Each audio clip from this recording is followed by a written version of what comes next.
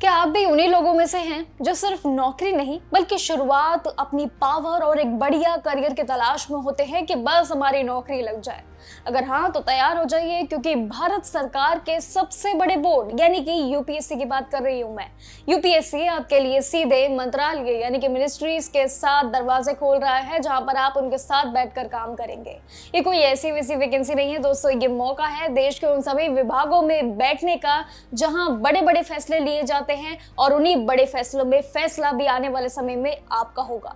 देखिए, यूपीएससी ने साल 2026 की तैयारियां शुरू कर दी है। ये वैकेंसी की नोटिफिकेशन जारी भी कर दिया है, जिसमें भारत सरकार के अलग अलग डिपार्टमेंट जैसे कि डिफेंस होगा, कल्चर होगा, डेयरी मिनिस्ट्रीज होगा, और इसमें काम करने के अवसर आपको भरपूर कई अपॉर्चुनिटीज के साथ मिलेंगे। ये भर्ती उन लोगों के लिए एक सुनहरा अवसर जरूर होगा जो सिर्फ नौकरी नहीं बल्कि एक रुतबा चाहते हैं, एक इज्जत चाहते हैं, और साथ ही सरकारी नियम अनुसार काम करने के बहुत ही काबिल रहते हैं। इस पूरे डिटेल्स के फायदे आखिर क्या क्या होने वाले हैं, ये सभी कुछ आपको आज के इस वीडियो में समझाऊंगी।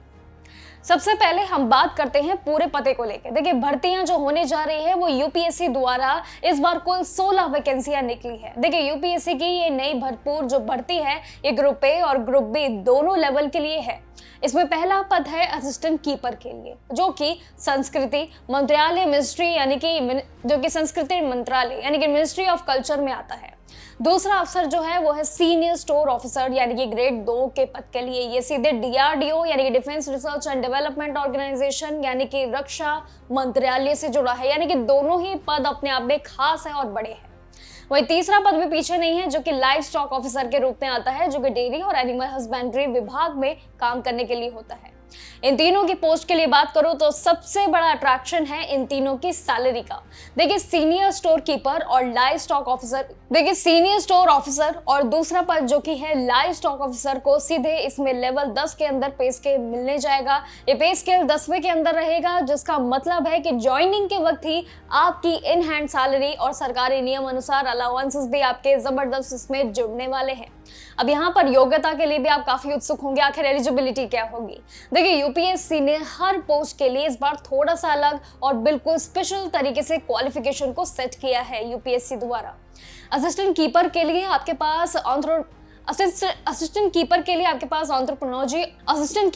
आपके पास एंथ्रोपोलॉजी में मास्टर्स डिग्री या फिर इसमें आप डिप्लोमा होल्डर भी है तो वो भी आपके लिए चल जाएगा। अगर आप इसमें डीआरडीओ में जाना चाहते हैं, जो कि दूसरा पद है, उसके सीनियर स्टोर ऑफिसर बनना चाहते हैं, इस पद के लिए कॉमर्स, इकोनॉमिक्स या फिर पब्लिक एडमिनिस्ट्रेशन में मास्टर्स के साथ साथ कम से कम 2 साल का एक्सपीरियंस आप मान के ही चलिएगा। ये एक्सपीरियंस यहाँ पर इस पद के लिए मांगा गया है।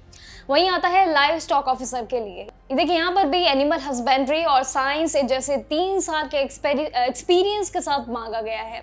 उम्र की सीमा की अगर बात करूँ तो यहाँ पर असिस्टेंट कीपर के लिए भी मैक्सिमम 30 साल और बाकी जो दोनों पोस्ट रह गई है उनके लिए 35 साल रखी गई है, ये मान के चलिएगा।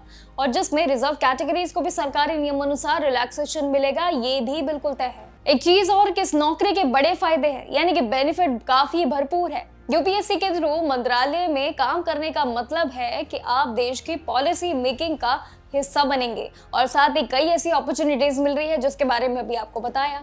देखिए, यहाँ पर सैलरी के साथ साथ आपको बेहतरीन मेडिकल फैसिलिटीज भी मिलेंगी, सरकारी जो आपके हाउसिंग के खर्चे होंगे और ट्रैवल अलाउंसेस जैसे पर्क्स भी आपको इसमें जरूर मिलेंगे, जो कि प्राइवेट कंपनी में मिलने वाली नामुमकिन चीजों को यहाँ पर मुमकिन करने जा रहा है।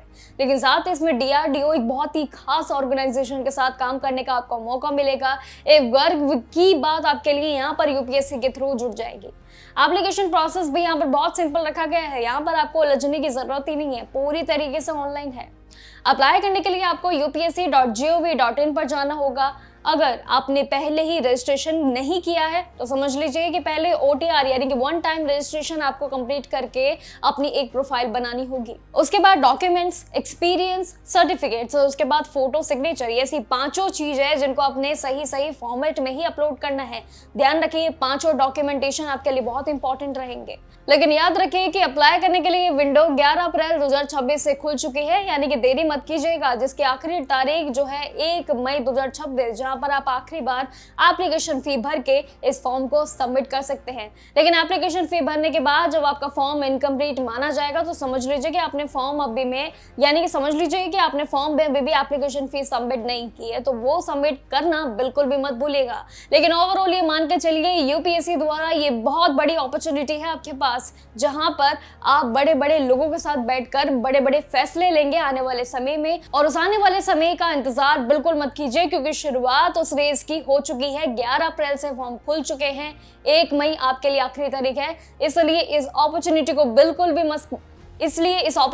बिल्कुल भी मत मिस करिएगा, क्योंकि आपके लिए यहाँ पर एक नहीं, दो नहीं, बल्कि कई मल्टीपल ऑप्शंस है। यूपीएससी के साथ जुड़ने के लिए बहुत बड़ा भाग्य होगा आपके लिए। बाकी जानकारियों के लिए जुड़े रहिएगा मेरे साथ और देखते रहिएगा जागरण जोश। तब तक के लिए नमस्कार।